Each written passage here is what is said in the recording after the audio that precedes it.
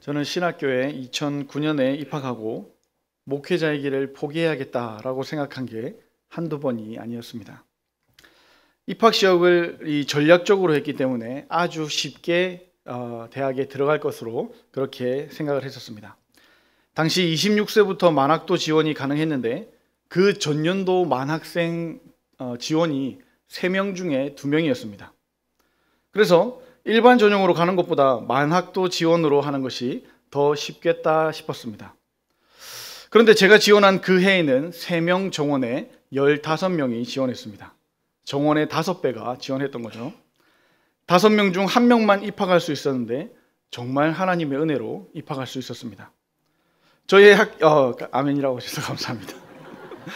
저희 학교 생활이 이 입학 때처럼 좋았으면 얼마나 좋았을까요?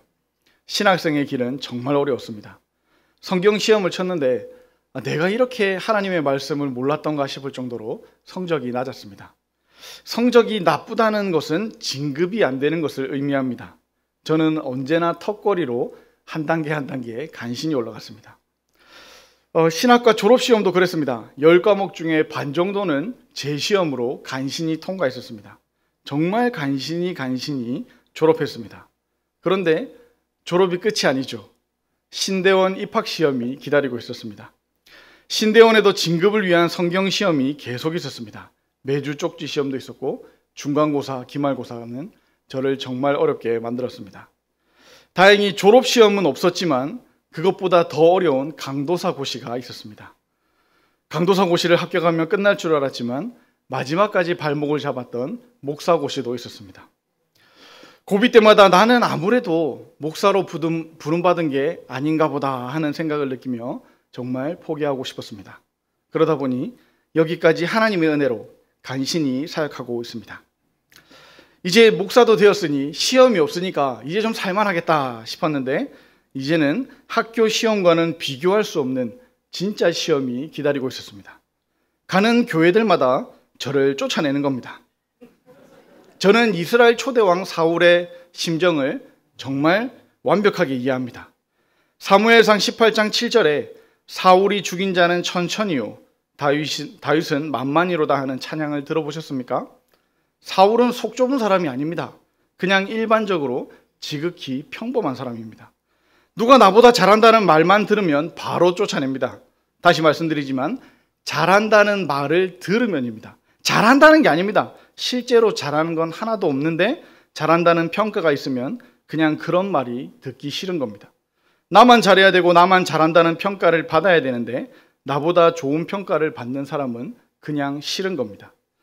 어떤 교회에서는 우리 교회에서 더 가르칠 것도 없고 우리 교회에서 더 배울 것도 없으니 더 좋은 교회를 찾아보라 했었습니다. 어떤 교회는 우리 교회와 맞지 않는 것 같으니 다른 교회를 찾아보라는 거였습니다. 어떤 교회에서는 밑도 끝도 없이 그냥 나가라는 교회도 있었고 어떤 교회에서는 여기는 네 교회 아니니 대충 하고 나중에 네가 담임되면 그때 가서나 열심히 하라고 했었습니다.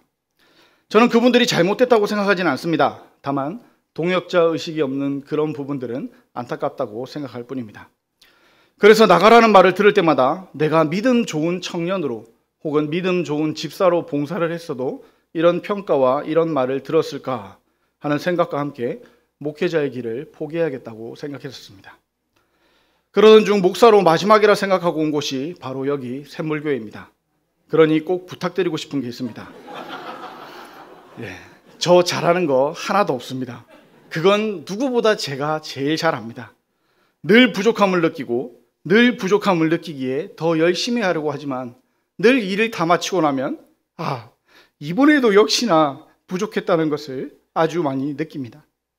그런 저를 불쌍히 여겨주셔서 좋은 말로 칭찬해 주시고 위로해 주시는 것 정말 감사하지만 안 해주셔도 됩니다. 오히려 부족함이 보일 때마다 기도해 주셨으면 더 좋겠습니다. 그리고 질타하는 말은 얼마든지 달게 받겠습니다. 그리고 우리 샘물교회에 와서 또 한 번의 위기가 있었습니다. 이번에는 진짜 목회를 그만둬야겠다 하고 심각하게 기도할 일이 생겼습니다. 담임 목사님이 나가라고 한 건 아니고요. 제가 평생의 기도 제목이 있었는데 그것이 완전히 무너졌기 때문입니다. 저는 벌써 2009년 12월에 샘물교회에 부임했었고 담임 목사님의 성령 사역에 큰 영향을 받았습니다. 말씀 중심의 우리 고신 교단이지만 말씀의 든든한 반석 위에 성령 충만을 강조하셨고 지금도 강조하시는 담임 목사님께 많이 배웠고 또 많이 배우고 있고 앞으로도 많이 배울 겁니다. 그래서 저의 항상 첫 번째 기도 제목은 10년이 넘도록 성령 충만입니다. 그런데 이것이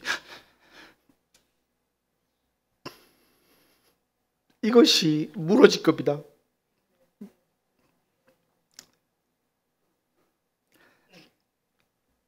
저는 성령으로 충만해서 분별의 영을 달라고 늘 기도해 왔습니다.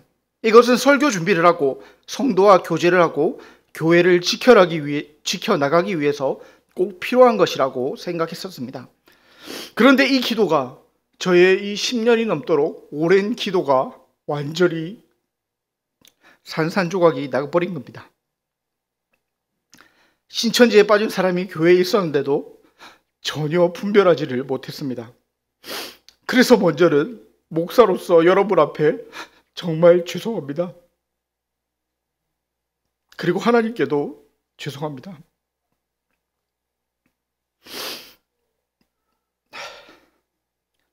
오랜 시간을 같이 보내진 않았더라도 같이 식사를 하고 같이 대화도 하고 질문에 답하기도 하면서 그저 궁금한 것이 많은 아주 믿음 좋은 순수한 사람이라고 생각했었습니다.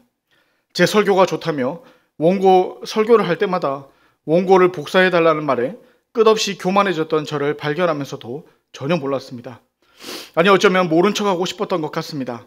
저는 이렇게 분별할 수가 없었습니다. 분별하지를 못했습니다. 신천지를 분별하지 못한 건 둘째치고 늘 부족한 저 자신도 제대로 분별하지 못해서 교만에 빠졌었습니다. 정말 한심하지 않습니까? 그래서 죄송합니다. 그래서 목회자의 길을 진지하게 포기하고 싶었습니다. 저는 이번 일로 마음이 정말 많이 무거웠었습니다. 여러분은 평소 어떤 것으로 마음의 무거움을 느끼십니까? 사람마다 중요하게 생각하는 일이 다 다르고 그러다 보니 상처받는 부분도 다 다를 겁니다. 앞에서 남을 칭찬하는 말에 상처받는 사람이 있다고 말씀드렸죠.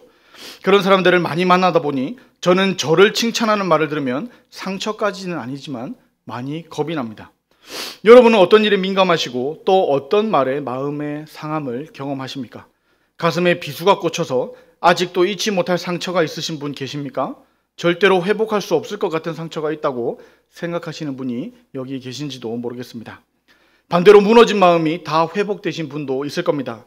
그런 분들은 어떻게 회복하셨는지도 궁금합니다. 사람들은 저마다의 방법으로 회복하기도 하고 잊어버리기도 합니다. 무엇이 정답일 수는 없을 겁니다. 왜냐하면 누군가에게는 약일 수도 있는 것이 또 다른 누군가에게는 독이 될 수도 있기 때문이죠. 마치 상처를 받는 것도 제각각인 것처럼 말입니다. 사람마다 병도 약도 다 다르다는 겁니다. 또 약이 같다고 하더라도 이 약을 사용하는 방법, 즉 씹어 먹을지 그냥 삼킬지 아니면 이것을 몸에 바를지 하여튼 약을 사용하는 방법도 사람마다 다 다릅니다. 많은 사람은 시간이 약이다 라고 말을 하며 서로를 위로합니다. 무뎌지거나 잊어지는 것이죠. 그러나 이것도 많은 사람에게 통하는 해답은 될 수 있겠지만 모든 사람에게 통하는 정답은 아닐 겁니다. 그렇다면 우리의 문제 앞에 그것도 문제에 맡겨서 더 이상 힘쓸 수 없는 상황에서 정답은 무엇일까요? 몇몇 사람 말고 많은 사람도 말고 이 세상 모든 사람의 고민을 해결해 줄 수 있는 하나님께서 성경을 통해 말씀하시는 유일한 정답은 무엇일까요? 목회의 길을 포기할까 하며 기도할 때 저에게 스치고 지나가는 한 말씀이 있었습니다. 원래 다른 일로 깊이 묵상하고 또 묵상하던 말씀인데 이번에 저의 상한 마음을 위로해 주신 말씀입니다. 오늘 본문인 마태복음 11장 28절 말씀을 다 같이 한번 읽도록 하겠습니다. 시작. 수고하고 무거운 짐진 자들아 다 내게로 오라. 내가 너희를 쉬게 하리라. 아멘. 먼저 본문을 좀 더 자세히 살펴보려고 합니다. 수고한 자들은 다 오라고 말씀하셨습니다. 여기서 수고하다라는 말은 육체적으로 피곤한 상태와 정신적으로 낙심한 상태를 모두 포함하는 말입니다. 또한 우리나라 말로는 표현이 어렵지만 원어로 보시면 반복되고 계속 진행되는 형태로 기록되어 있습니다. 다시 말해서 어떤 일로 한번 지쳤거나 한번 낙심한 것을 이야기하는 게 아닙니다. 계속된 어려움으로 피로가 쌓이고 정신도 피폐해진 사람을 가리키는 말입니다. 또 무거운 짐진 자들은 다 오라고 말씀하셨습니다. 우리나라 말로 자연스럽게 번역을 잘 했습니다만 원어의 느낌을 조금 더 살린다면 스스로 무거운 짐을 진 것이 아니라 누군가에 의해서 짐이 무거워져서 무거운 짐을 진 자를 의미합니다. 지금 예수님이 말씀하시는 상황을 놓고 보면 1차적으로는 바리새인과 서기관들에 의해 요구된 무거운 율법적 관행들을 지켜야만 하는 사람들을 의미하는 말입니다. 그리고 더 나아가서 마귀가 우리에게 지운 짐을 죄의 짐을 뜻한다고도 충분히 볼 수 있습니다. 그러니 수고하고 무거운 짐진 자들이라는 말을 종합해보면 예수님 당시에 로마의 압박 속에서 육체적으로 정신적으로 지치고 약해진 사람들이며 더 나아가서는 당시 종교적 관행이 요구한 율법의 짐과 마귀가 요구하는 죄의 짐 사이에 눌려있는 사람들을 가리킨다고 볼 수 있습니다. 우리는 성경 말씀이 하나님의 말씀이라고 믿음으로 고백하는 사람들입니다. 맞습니까? 아멘이시죠. 그러니 이 말씀이 1차적으로는 그런 자들을 가리키지만 오늘을 살아가는 우리에게도 적용됨을 믿습니다. 예수님 당시에만 수고하고 무거운 짐진 자들이 있었던 게 아니라 오늘날도 똑같다는 겁니다. 하루를 다 마치고 잠자리에 누워서도 무거운 삶의 짐을 벗지 못하는 분들이 오늘날 얼마나 많이 있습니까? 학교에서, 회사에서 또는 다른 경쟁업체와의 경쟁에서 뒤처지지 않기 위해 새벽부터 밤늦게까지 얼마나 많은 고민을 하고 고생과 수고를 하며 사는지 모릅니다. 진정한 안식처가 되어야 할 가정에서도 완전한 평화가 없죠. 서로 힘이 되고 도움이 되어야 할 가족도 세대 차이나 갈등으로 원수보다 더할 때도 많이 있습니다.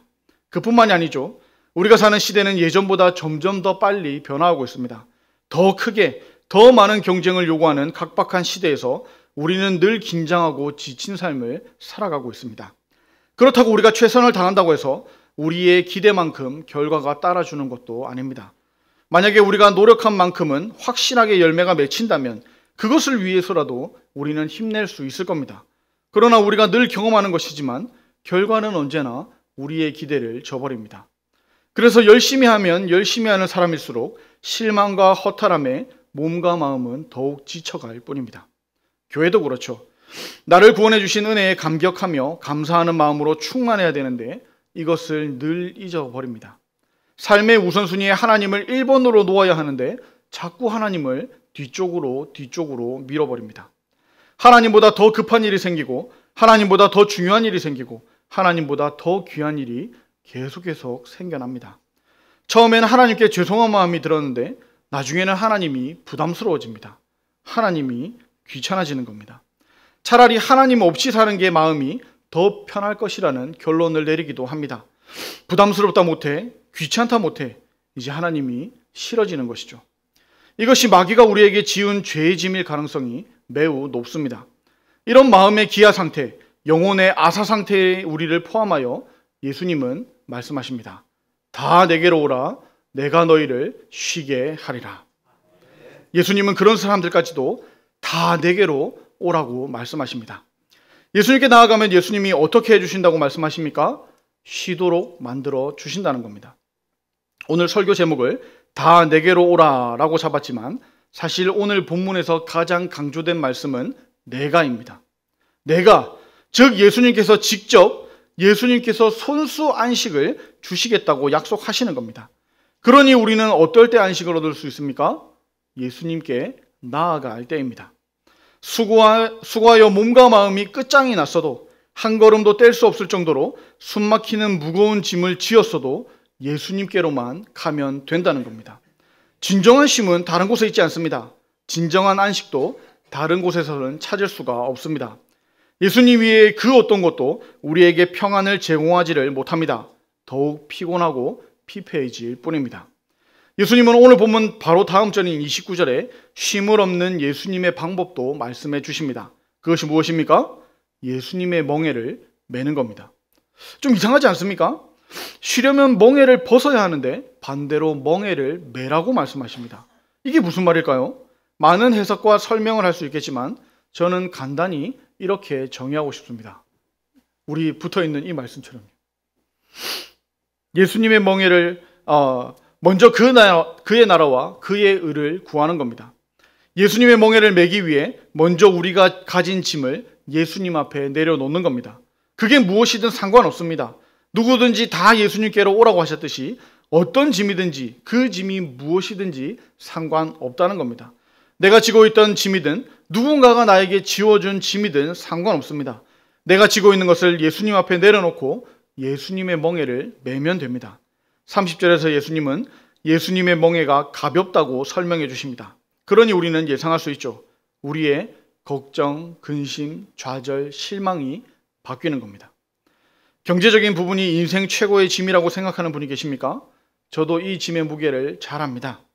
이 무게를 아직 모르는 사람도 있겠지만 만약 이 무게를 알게 된다면 이 짐이 얼마나 감당하지 못할 무게인지 잘 아실 겁니다. 그러나 나의 경제적인 짐을 내려놓고 예수님의 멍에를 메면 어떻겠습니까? 가벼워진다는 겁니다. 실제적인 예로 이제 내가 어떻게 살아야 하는지, 이 돈을 가지고 어떻게 살지를 하는 걱정, 근심에서 이 상황에서는 어떻게 사는 것이 하나님께서 기뻐하시는 일일까 하는 고민으로 바꾸는 겁니다. 이번 달은 수입이 없는데 어떻게 살아가야 하나 고민하면 끝도 없습니다. 해결도 안 되죠. 그러나 물질을 주시는 분도 하나님이시고 물질을 허락하지 않으시는 분도 하나님이시니 이번 달은 하나님 앞에서 없는 대로 살아보겠습니다 하며 하나님의 뜻을 구하는 겁니다. 무엇이 하나님을 기쁘시게 하는 것인지를 생각하는 겁니다. 시편 23편 3절에서 시인은 하나님께서 나를 왜 의의 길로 인도하신다고 노래했습니까? 자기 이름을 위해서입니다.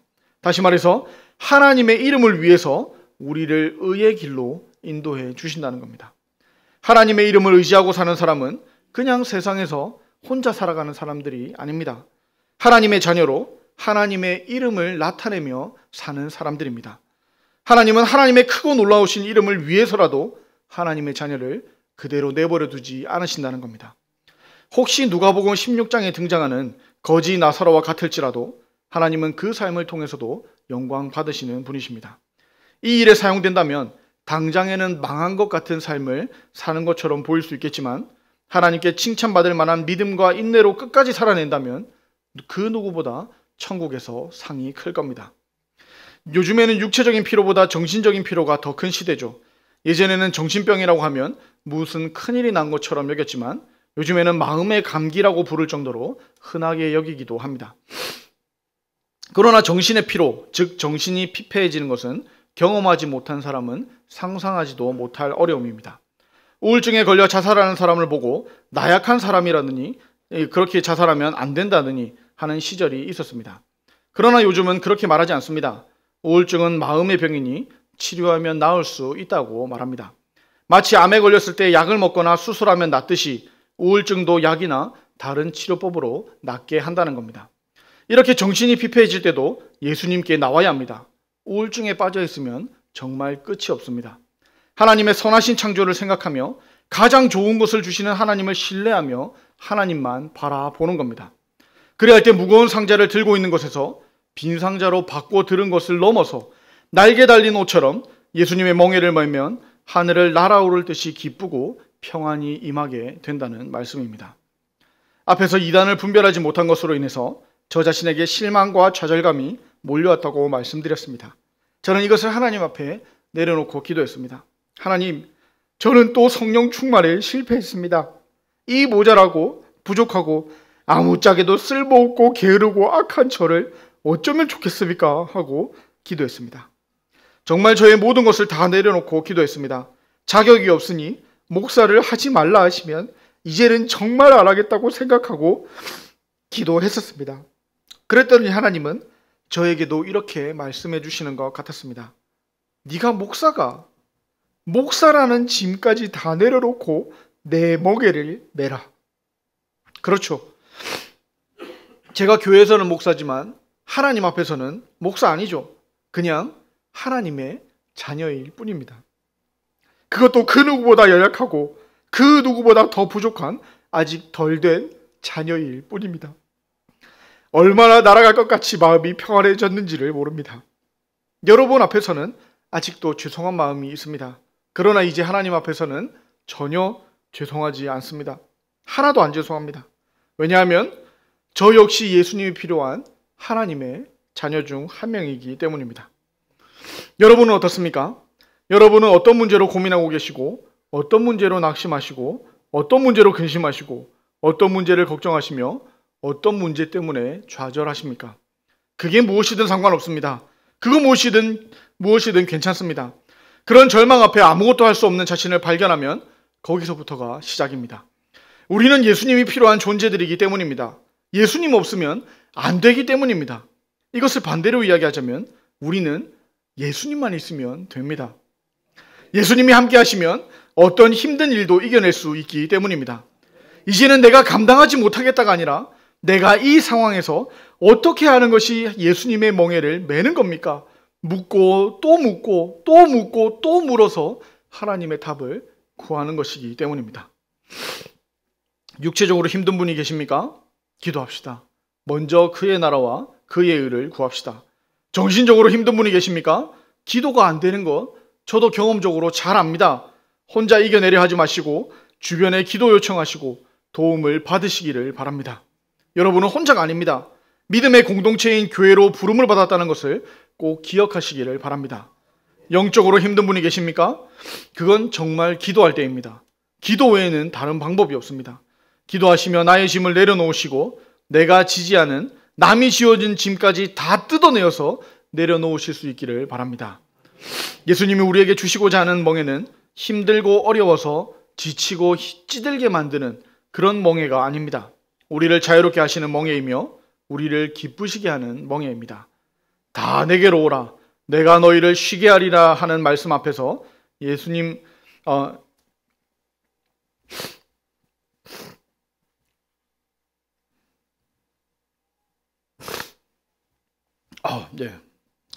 순간 숨을 못 쉬었습니다.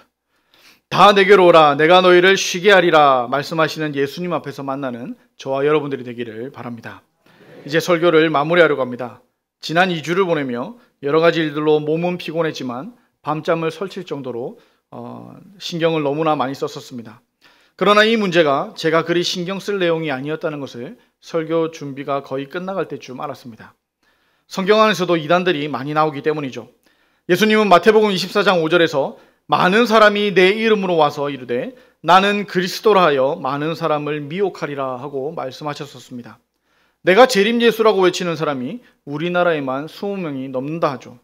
이단이 있는 것, 그리고 우리가 이단을 만나는 것은 예수님도 경고하셨던 아주 자연스러운 현상입니다. 그러니 이단을 만난 것으로 실망하거나 좌절하지 말고 오히려 미혹받지 않도록 더욱더 주의해야겠습니다. 베드로는 자신의 두 번째 책인 베드로후서 2장과 3장에서 거짓 선생들이 너희 중에 있을 것이라고 했고 그들이 스스로 멸망에 이를 것이니 너희는 굳센 데서 떨어질까 삼가하라고 경고했었습니다. 사도 요한은 요한일서 4장에 적그리스도의 영이 올 것이니 영을 다 믿지 말라고 경고했었고 또한 요한 2서에서는 미혹하는 자가 많이 나왔다며 예수님 없는 자는 인사도 하지 말라고 가르쳤습니다. 거기에다가 요한계시록에서는 예언을 더하는 자와 예언을 빼는 자에 대해서도 경고합니다. 다시 말하자면 예수님을 포함하여 성경 곳곳에서 교회를 향해 이단을 조심하라고 계속 말씀하고 있고 경고하고 있고 우리를 가르치고 있습니다.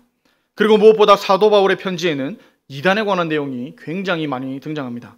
고린도후서와 갈라디아서, 디모데전서와 디도서에도 아주 자세하게 이단들에 대해서 이야기하고 있습니다. 그러니 우리의 시대에 우리의 주변에 이단들이 있는 것은 어찌 보면 당연한 일일지도 모릅니다. 또 진짜 이단이 아니더라도 이단과 비슷한 생각을 하는 분들도 여기 많을 줄로 압니다. 용서하지 못하고 사랑하지 못하고 내 생명보다 예배를 더 귀하게 여겨야 하는데 그렇지 못하다면 하나님 앞에서 우리가 이단보다 더 나을 것이 뭐가 있겠습니까?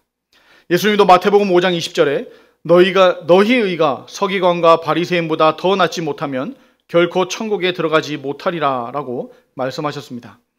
이단보다 못한 사람이 여기에 아무도 없어도 바로 제가 이단보다 더한 사람일 겁니다. 성경을 왜곡해서가 아니라 겸손한 예수님을 닮지 못하고 교만하기 때문에 그렇습니다. 그러나 저뿐입니까?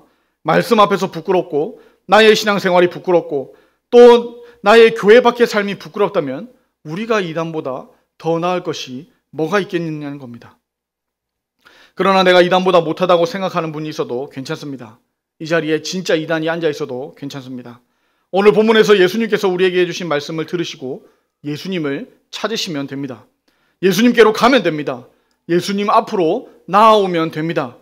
이단 교회가 아니라 정통 교회로 나오라는 말 아닙니다. 장로교회의 교회 정치가 옳으니 장로회에 오라는 것도 아닙니다. 예수님께 가자는 겁니다. 예수님 앞에 서자는 겁니다. 다른 모든 것보다 더 중요한 예수님을 찾고 예수님 앞에 나아오라는 겁니다. 우리는 예수님이 필요한 존재이기 때문입니다. 우리는 예수님께로, 예수님 앞으로 나아가야만 합니다. 예수님만이 우리에게 진정한 안식을 주실 수 있는 분이시기 때문에 그렇습니다. 예수 예수라는 찬양에 이런 가사가 있습니다. 슬픈 마음 있는 자, 몸과 영혼 병든 자, 누구든지 부르시오. 예수 이름 부르시오. 그 이름을 믿는 자, 그 이름을 부르는 자, 그가 어떤 사람이든 그는 구원 얻으리. 그가 어떤 사람이든 그는 주의 영광 보리라. 구원에 있어서 여러분이 어떠한지는 아무것도 전혀 중요하지 않습니다. 2단이 혹은 3단을 넘어서 사탄의 자식이라도 전혀 문제가 없다는 겁니다. 에베소서 2장 3절 말씀처럼 우리는 원래 본질상 진노의 자녀들이었습니다. 그러나 예수님을 구세주로 믿는다면 하나님의 자녀가 되는 겁니다. 어떤 사람이든 예수님을 찾고 예수님 앞에 나와서 예수님의 멍에를 매는 사람은 구원을 얻고 주의 영광을 보게 될 겁니다. 우리는 예수님이 필요합니다. 다 내게로 오라 말씀하시는 예수님 앞으로 나가서 예수님 앞에서 살아가는 저와 여러분들이 되기를 축복합니다.